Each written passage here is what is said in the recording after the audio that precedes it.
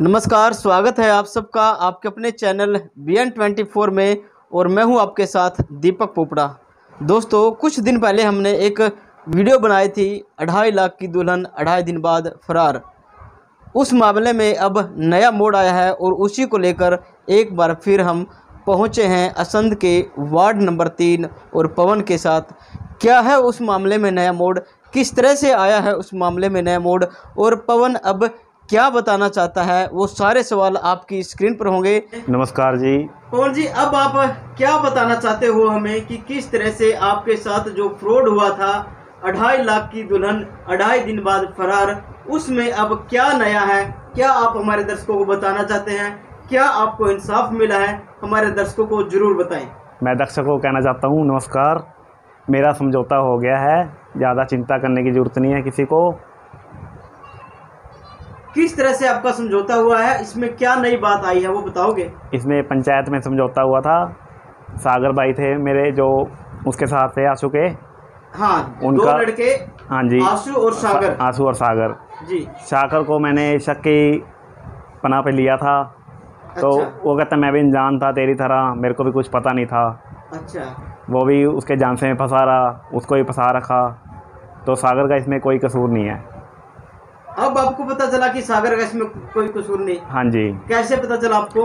पता लग गया था। अब जब पंचायत हुई, पंचायत में सारी बात करी सागर ने, मेरे को तो कुछ पता नहीं है। उसने सारी बात करी, मैंने तो कुछ लिया नहीं। मैं तो 5,000 रुपये लिए थे, बस एक डब्बा लिया है।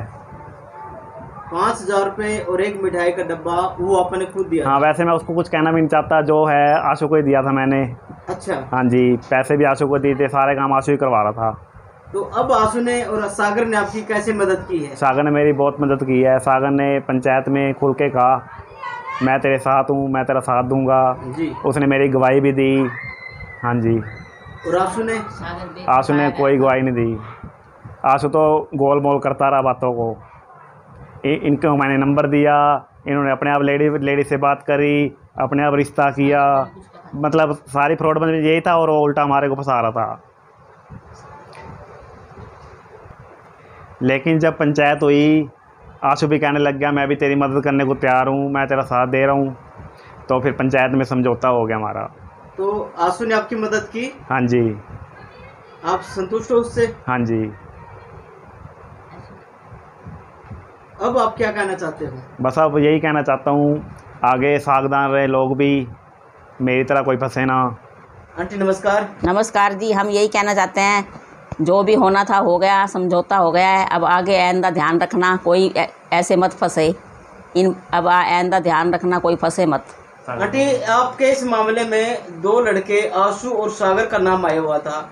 उन 2 लड़कों ने कि कितना आप किसमें से किसको सही मानते हो? सागर ठीक नहीं, सागर को खुद को ही नहीं पता था, वो जाना नहीं चाह रहा था। उसको धक्के से फंसाया गया, दोस्त बना के ले गया उसको, मीठी मीठी बातें करके। उसको कुछ नहीं पता था आगे क्या होने वाला है क्या नहीं। उसको यही से बस ले गया, भाई मैं रिश्ते करवाता। उसको कुछ नहीं पता था, बस उसको कुछ नहीं पता था। हाँ, धक्के से फंसा के लेके गया उसको, दोस्त बना के। तो अब आप लोगों के साथ कैसा हो रहा है? आप कितना सही मानते हो आप जो आपके साथ हुआ है? अब वो बहुत हमारे साथ तो बहुत गलत हुआ है। आइंदा आप ध्यान रखना, किसी के साथ ये गलत ना हो बस।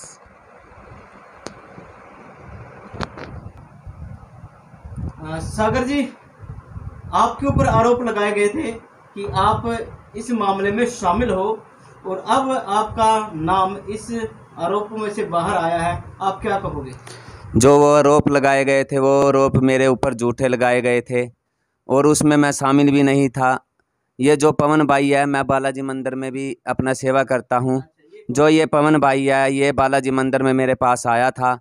इसने बोला कि मेरे दोस्त की शादी हुई है भाई, मेरी भी बात कर दे।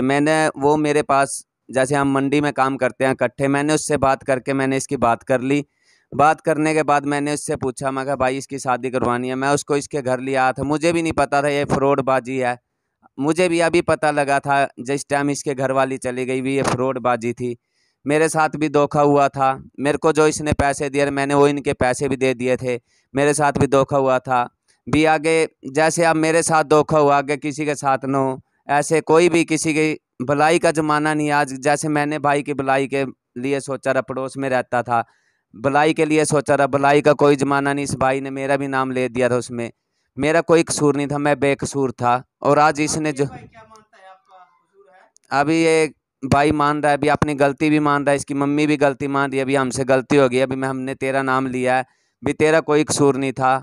माफ़ी भी इन्होंने मांगी है, बेचारों ने भी, हम माफ़ी मांग रहे हैं। पता चला कि आपको कोई कसूर नहीं था? इनको दरखास्त देने के बाद 2 दिन बाद ही पता लग गया। जिस टाइम इन्होंने सारी बात का निचोड़ निकाला, थाने में भी इन्होंने बोला, भी इन्होंने, मैंने इनका साथ दिया, भी हाँ पैसे दिए, वो इनके ऊपर ही वो कर रहे थे जैसे कि बात इन्होंने की। मैंने उनके पास भी गया, अभी बात इन्होंने नहीं, आपने बात की थी, मैंने इनको साथ दिया, तभी इनको यकीन हो गया भी इसका सागर का कोई हाथ नहीं है, सागर तो हमारे साथ ही है, हमारी तरफ से ही था, हमारी बात की है इसने, इनको यकीन हो गया। उसने, आंसू ने बोला था मेरे को, दोषी है तू भी। आंसू मेरे से आधे पैसे लेना चाहता था, मैंने उसको मना किया, भी मैं दोषी नहीं हूँ। इन्होंने बेकसूर बताया, तो मैं भी बेकसूर ही था, बेकसूर हूँ। मैं यही कहना चाहता हूँ, जितनी भी पब्लिक है, जितने मेरी माताएं बहनें हैं, जितने मेरे भाई हैं, अभी कोई भी आज के बाद इसमें मत फंसे, इस केस में मत फंसे। जिसको कोई भी शादी करवानी है तो अपना सोच समझ के ही फैसला लें।